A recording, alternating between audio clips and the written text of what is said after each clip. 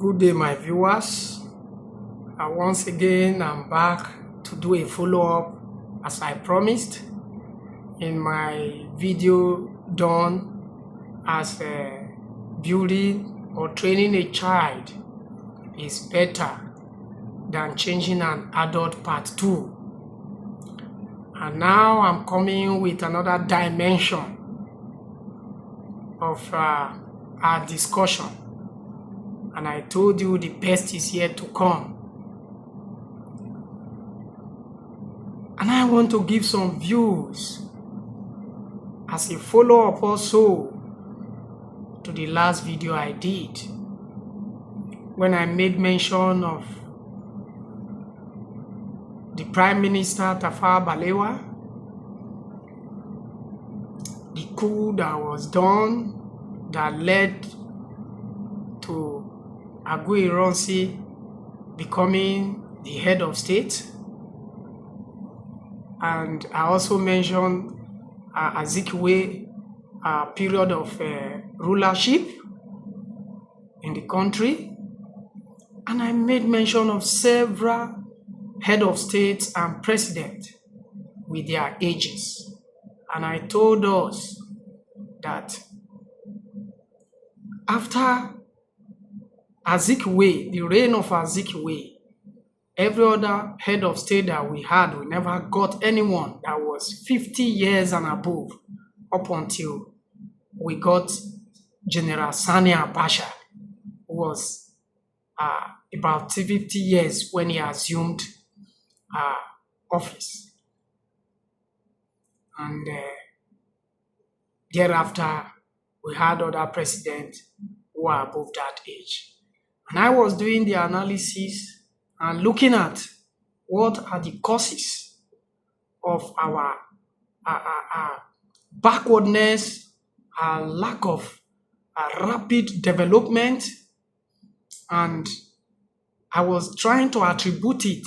Could it be that we had young men as head of state in the country? That was why we were unable to move and develop at the pace that is required in conjunction with the excess crude oil we had in the 70s and a lot of money we had as a country in the 80s.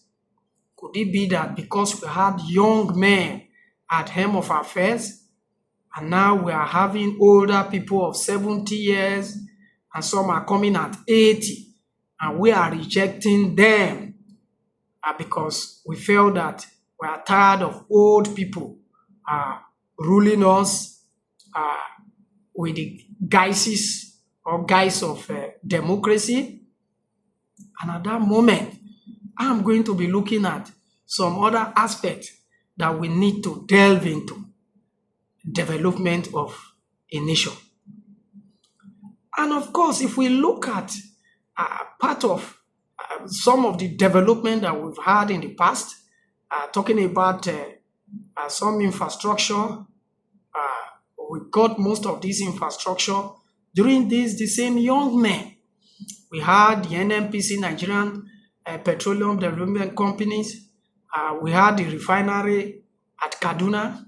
We also had a Warri refinery and also the Port Harcourt refinery. And the same military young men were those who built it. We had several airports in the country. During these young men, we had several universities that were established in this country, and also during these young men. But then, I want to compare some of our development, a kind of putting it, a kind of a story, a very short story.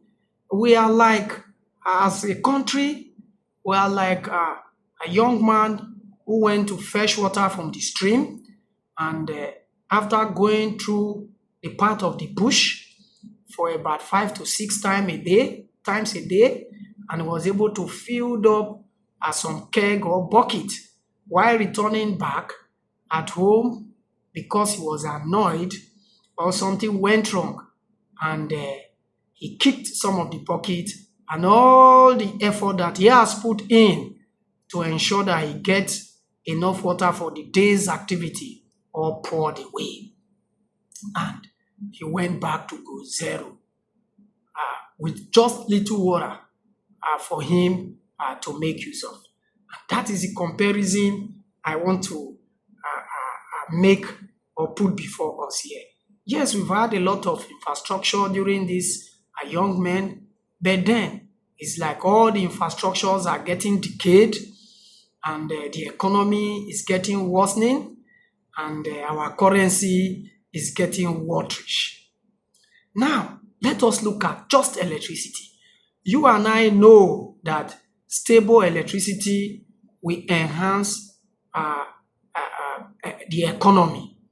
It will enhance productivity in several dimensions. Now, I want to look at, yes, of course, we all knew that Nigeria got her independence 1st of October 1960. That is when we got our independence.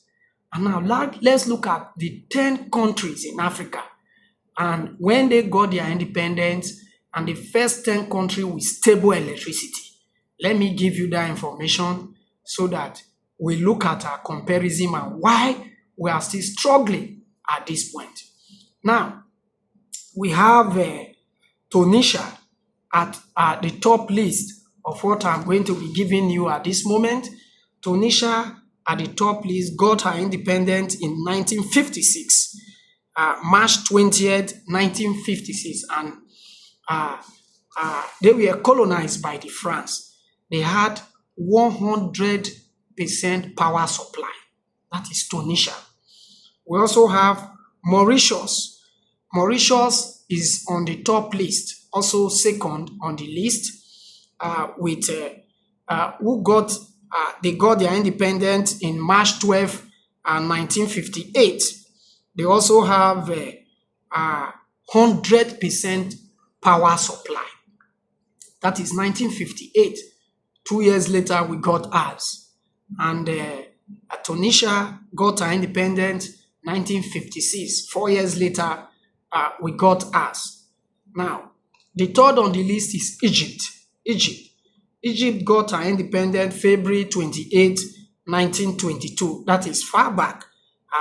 Egypt had 99.8 power supply. 99.8. Let us say, let's agree that Egypt got her independent far before we got us. So we are not going to be making a comparison based on that. Algeria got her independence March 8, 1945, and they were colonized by France. They have 99.1% power supply. Number 5 on the list is Seychelles. Seychelles is an African country also who got independent June 29, 1976. They were colonized by Britain. They have 99% power supply. That is Seychelles. Seychelles number 5 in the list in Africa. Then we have Morocco at number 6. They got their independent March 2nd, 1956. 4 years later, we got ours. That is Morocco. And they were colonized by France. And they have 99% power supply. That is Morocco. 4 years after we got our independence. And we are still struggling. Now, Cape Verde got our independence July 1st, 1975. And they have 96.1% power supply. That is Cape Verde. Now we have, that is at number 7. We have number 8, we have Gabon, who got our independence the same time with us. They got their independence 17th of August, 1960. 2 months later, we got ours. We got our independence. 2 months later, 17th of August, 1960. They have 90.7% power supply. That is Gabon. The same year we got our independence, they have 90.1% power supply. And We also got ours the same year, and we are struggling. I'm going to be telling you the percent of power supply we are having as a country. Now, on the list at number 9, we have Ghana. Ghana got their independence March 6th, 1957, 3 years before we got as Ghana here. And we are the ones supplying Ghana power. We are the ones supplying them power. And they have steady power supply of 84.3%. 84.3%. And we are still struggling. We cannot manage what we are supplying to our customers as a nation. Now, at number 10, we have South Africa, of the youngest of all at the list of 10 countries with a steady power supply. South Africa got our independence 25th of April 1994. 1994. 26th of April 1994. That is when South Africa got their independence, and they have 84.2% power supply. Nigeria got her independence 1960, and our power supply rating is just 55%. Highly epileptic. And we call ourselves giant of Africa. If only we can work on that, I think there will be a change in dimension of productivity and economic stability. Thanks be to God who gave us General Olusegun Obasanjo in his second coming at the age of about 62 or 68 years after his initial manning the position of head of state in 1976, about 76 to 79. The second coming that gave us GSM around 2000, 2001, when we had free communication and handset communication. We've been able to get hold of free communication apart from the bondage of NITEL that we experienced at that time. Now, we are seeking forward to see a president, a democratic president that will give us steady power supply as a nation, that will also have 100% steady power supply in this country, as does by Tunisia, Mauritius, and Seychelles. Equally, those countries that we had independence weight as listed in my list in around August 1960, and we had us in October 1960. But they have over 90% power supply. What is then our problem?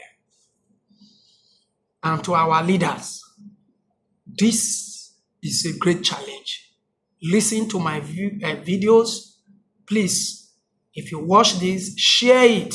Share it as far as you can so that these statistics will get to our leaders, and let us begin to work this out to make our nation a great one. Thank you, and God bless you.